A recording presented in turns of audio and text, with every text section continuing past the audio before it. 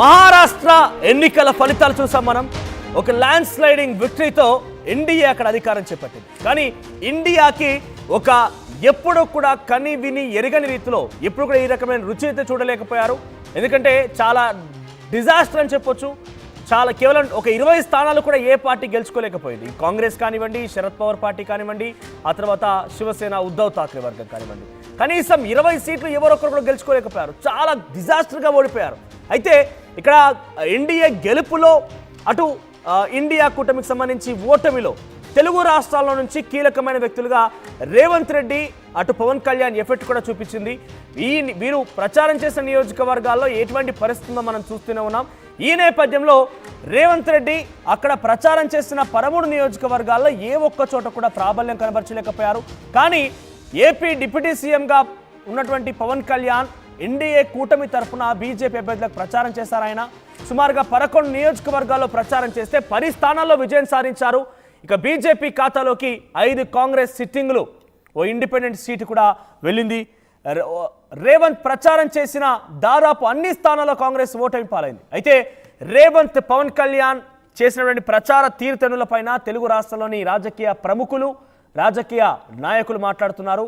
వారు రేవంత్ రెడ్డిని కొంత విమర్శిస్తున్నారు, పవన్ కళ్యాణ్ ప్రశంసిస్తున్నారు. ఇంతకీ వారేం మాట్లాడారో చూద్దాం. తెలంగాణలో కూడా ఇక్కడ ఏదైతే మోసకారి ప్రభుత్వం ఉందో, ఏదైతే అడ్డగోలు హామీలు ఇచ్చి వచ్చిన ప్రభుత్వం ఉందో, వాళ్ళ మాటలు ఇక్కడి నుంచి ముఖ్యమంత్రి గారు స్వయంగా పోయి తెలంగాణ ముఖ్యమంత్రి మహారాష్ట్రలో ప్రచారం చేస్తే కూడా మహారాష్ట్ర ప్రజలు కూడా గ్రహించగలిగారు. ఎందుకంటే 1000 కిలోమీటర్ల బార్డర్ ఉంటుంది మహారాష్ట్రకు తెలంగాణకు. అందుకే మహారాష్ట్ర ప్రజలు కూడా చాలా తెలివిగా ఇవ్వని పథకాలు ఇస్తున్నట్టుగా చెప్పి దొంగ అడ్వర్టైజ్మెంట్లు ఇచ్చి 300 కోట్లు ఖర్చు పెడుతున్న రేవంత్ రెడ్డి ఆయన యొక్క వ్యవహారాన్ని గమనించి బుద్ధి చెప్పారు కాంగ్రెస్ పార్టీకి నేను అనుకుంటా ఉన్నా. ఎందుకంటే అక్కడ మహాయుతి గవర్నమెంట్ ఏదైతే షిండే గారి నాయకత్వంలో నెలకు 1500 రూపాయలు ఇచ్చిందో, అక్కడేమో వాళ్ళు ఇచ్చినారు 2 కోట్ల మంది మహిళలకు ఇచ్చినారు. ఇక్కడనేమో 1,67,00,000 మంది ఆడబిడ్డలు ఎదురు చూస్తా ఉన్నారు. ఎప్పుడు ఇస్తాడు రేవంత్ రెడ్డి?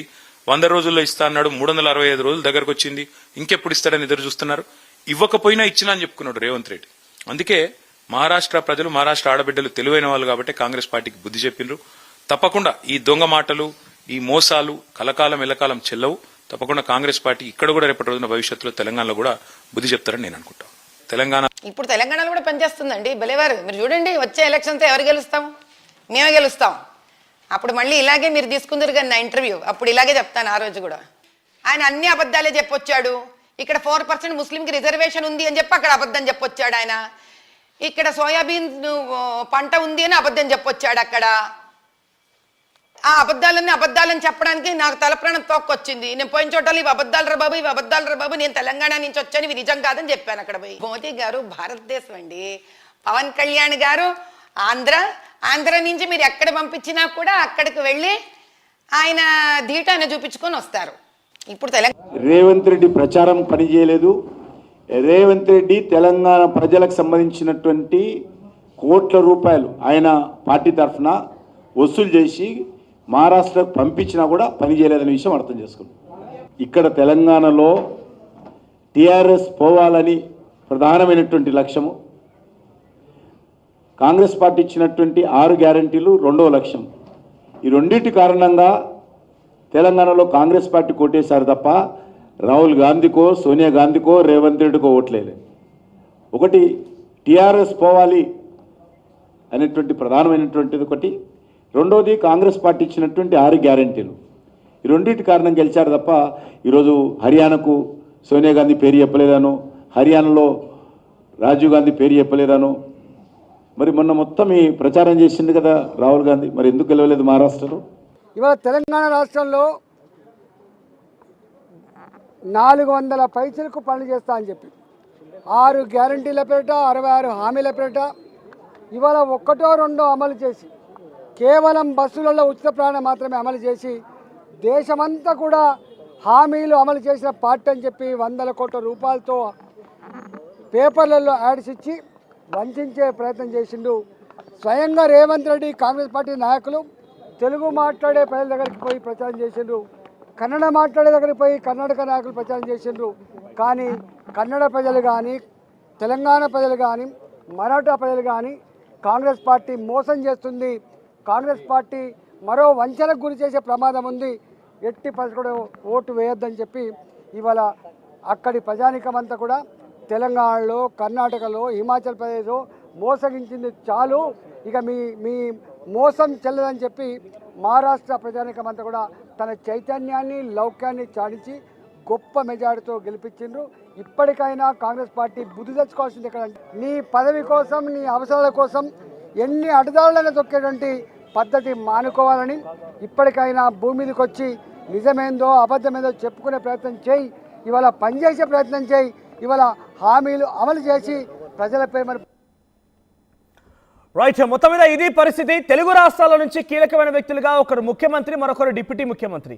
అటు ఏపీకి సంబంధించి డిప్యూటీ ముఖ్యమంత్రిగా పవన్ కళ్యాణ్ ఎన్డీఏ కూటమి తరపున 13 నియోజకవర్గాల్లో ఆయన ప్రచారం చేస్తే 11 చోట అక్కడ గెలుపొందినట్టుగా తెలుస్తోంది. కానీ ఇక్కడ రేవంత్ రెడ్డి విషయానికి వస్తే డెఫినెట్గా రేవంత్ రెడ్డి ప్రభావం ఉంటుందా ఉండదా అనే విషయం పక్కన పెడితే అక్కడ మొదటి నుంచి కూడా ఇండియా కొంత అంటిముట్టినట్టుగా, ముఖ్యంగా శరద్ పవార్ పార్టీ చీలిపోవడం, శివసేన ఉద్ధవ్ ఠాక్రే పార్టీ చీలిపోవడం, కాంగ్రెస్ పార్టీ ఏమాత్రం ప్రభావం చూపించకపోవడం, ఇవన్నీ రకరకాల ఫ్యాక్టర్స్గా అయితే ఉన్నాయి. కానీ రేవంత్ రెడ్డి ఫ్లాప్, పవన్ హిట్ అనే విషయాన్ని తెలుగు రాష్ట్రాల్లో ఒక్కసారిగా సంచలనంగా మారుతోంది. తెలుగు రాష్ట్రాల్లో ఉన్నటువంటి రాజకీయ ప్రముఖులు మొత్తం కూడా పవన్ కళ్యాణ్ ప్రశంసిస్తూ రేవంత్ రెడ్డిని కొంత విమర్శిస్తూనే ఉన్నారు. ముఖ్యంగానే ముఖ్యమంత్రి కాబట్టి ప్రతిపక్షాలుగా వారు విమర్శించే అవకాశం కూడా తెలంగాణలో బీఆర్ఎస్ పార్టీకి, బీజేపీకి దొరికిందని చెప్పొచ్చు. ఎస్, మరిన్ని అప్డేట్స్ రాజేష్ అందిస్తారు. రాజేష్, ఇకపై పవన్ కళ్యాణ్ పనితీరు ఎలా ఉండబోతోంది? ఎందుకంటే ఆయన నియోజకవర్గాలు ఎక్కడెక్కడైతే ప్రచారం చేశారో అక్కడ బంపర్ మెజారిటీతో గెలిచింది బీజేపీ. కొంత ఆయన ప్రాబల్యం అయితే కనబరిచారన్న రకంగా తెలుగు రాష్ట్రాల్లో ఒక చర్చను అయితే ప్రారంభమైంది. చాలా మంది ప్రశంసిస్తున్నారు కూడా. ఈ విషయం పైన ఏపీలో ఎటువంటి పొలిటికల్ సినారియో ఉంది, ఎటువంటి టాక్స్ నడుస్తున్నాయి?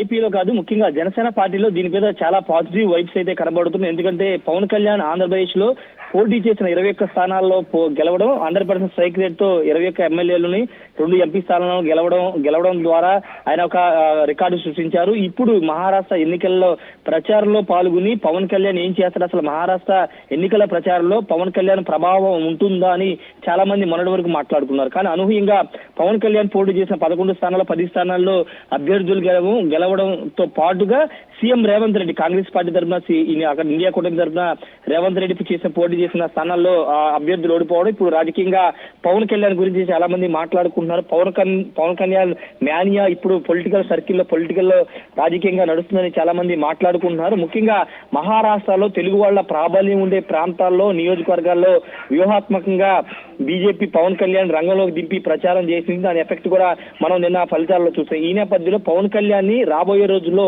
మరిన్ని ఉత్తరాది రాష్ట్రాల్లో ఎన్నికల ప్రచారాలను ఉపయోగించుకోవాలని బీజేపీ వ్యూహాలని సిద్ధం చేస్తే, ఎందుకంటే వ్యూహాత్మకంగా మహారాష్ట్ర ఎన్నికల ప్రచారంలో పవన్ కళ్యాణ్ దింపినప్పటికీ ఇప్పుడు దానికి సంబంధించినటువంటి ఫలితాలు భారీగా కనబడడంతో బీజేపీ కూడా చాలా దీనిపైన హర్షం వ్యక్తం చేస్తుంది. ఇప్పుడు ఉత్తరాది మిగతా రాష్ట్రాల్లో కూడా పవన్ కళ్యాణ్ అంటే తెలుగు వాళ్ళతో పాటు కొంత పొలిటికల్ సినిమా ప్రాబల్యం ఉండేటువంటి నియోజకవర్గాల్లో రాబోయే రోజుల్లో జరగబోయే ఎన్నికల్లో పవన్ కళ్యాణ్ ఉపయోగించుకోవాలని భారతీయ జనతా పార్టీ అగ్రనాయకత్వం భావిస్తున్నట్టు తెలుస్తుంది. ఆంధ్రప్రదేశ్ లో కూడా నిన్నటి నుంచి ఇదే అంశం మీద చర్చ జరుగుతుంది. పవన్ కళ్యాణ్ మ్యానియా నడుస్తుంది. పవన్ కళ్యాణ్ బలమైన నేతగా ఎదగబోతున్నారని ఒక చర్చ నడుస్తుంది. జనసేన పార్టీ సోషల్ మీడియాలో నిన్న నుంచి ఇదే వైరల్ గా చేస్తున్నటువంటి సిచ్యువేషన్ కూడా కనబడుతుంది. ఏది ఏమన్నప్పటికీ ప్రస్తుతం పవన్ కళ్యాణ్ రాజకీయంగా గుడ్ వైబ్స్ కొనసాగుతూనే పవన్ కళ్యాణ్ ప్రశంసిస్తూనే మరోవైపు ఒక చర్చ ఏంటంటే పూర్తిగా పవన్ కళ్యాణ్ జనసేన పార్టీని బీజేపీ లాగేస్తోంది. జనసేనలో పవన్ కళ్యాణ్ పార్టీ పూర్తిగా విలన్ చేసి రేపటి రోజున ఆయనకి అవసరమైతే అటు నేషనల్ లెవెల్ స్టార్ క్యాంపెయినర్తో పాటుగా అటు కేంద్రంలో కూడా ఒక ప్రముఖమైనటువంటి పాత్ర ఇచ్చే అవకాశం ఉన్నట్టుగా కొనసాగుతోంది. సో ఎట్లా చూడాలి దీన్ని? అంటే కూటమిలో టీడీపీ, జనసేన వేరువేరుగా చూస్తోందా బీజేపీ? అంటే ప్రస్తుతానికి అలాంటి సిచ్యువేషన్స్ ఏమీ లేవు. కానీ ఇంటర్నల్ గా మాత్రం భారతీయ జనతా పార్టీ జనసేనకు ఒక స్ట్రాంగ్ బాండింగ్ ఉంది. మొన్న ఎన్నికల్లో కూడా వాస్తవంగా టీడీపీతో కాకుండా భారతీయ జనతా పార్టీ జనసేన పోటీ చేస్తుందని ఒక ప్రచారం జరిగింది. భారతీయ జనతా పార్టీ టీడీపీని ఒప్పుకోవట్లేదని ఒక టాక్ కూడా నడిచింది. కానీ వాటన్నిటికీ చెక్ పెడుతూ పవన్ కళ్యాణ్ టీడీపీని బీజేపీని కలపడంలో చాలా వ్యూహాత్మకంగా అడుగులు వేశారు. 3 పార్టీలు కలిసి పనిచేసేలాగా పవన్ చాలా క్రియాశీలకంగా వ్యవహరించారు. ఇప్పుడు రాబోయే భవిష్యత్తులో 2029 కానీ 2034 ఎప్పుడు ఎన్నికలు వచ్చినా భారతీయ జనతా పార్టీ టీడీపీ జనసేన పోటీ చేసినట్టు మొన్న అసెంబ్లీలో ఇండైరెక్ట్ గా పవన్ కళ్యాణ్ వ్యాఖ్యలు చేశారు. మరో 10 ఏళ్ల కాలం పాటు చంద్రబాబే ముఖ్యమంత్రిగా ఉంటారు అంటే ఆయన మాట్లాడిన తీరు చూస్తే కనుక భవిష్యత్తులో కూడా కూటమి కలిసి వెళ్లే అవకాశం కనబడుతుంది. కానీ బీజేపీ జనసేన మాత్రం రెండు పార్టీలు గట్టిగానే వాటి బలాన్ని పెంచుకునే ప్రయత్నం చేస్తున్నాయి.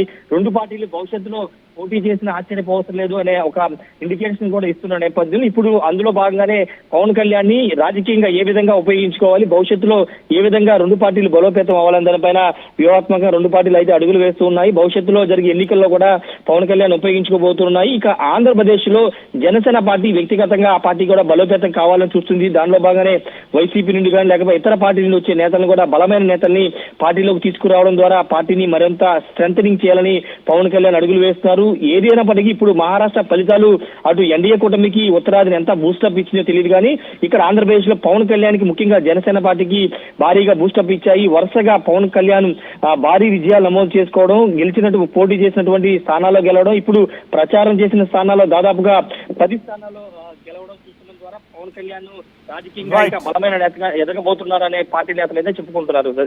మనోజ్ రైట్ రాజేష్, మొత్తం మీద పవన్ కళ్యాణ్ హిట్, రేవంత్ ఫ్లాప్ అనే చర్చ తెలుగు రాష్ట్రాలు మొదలైంది.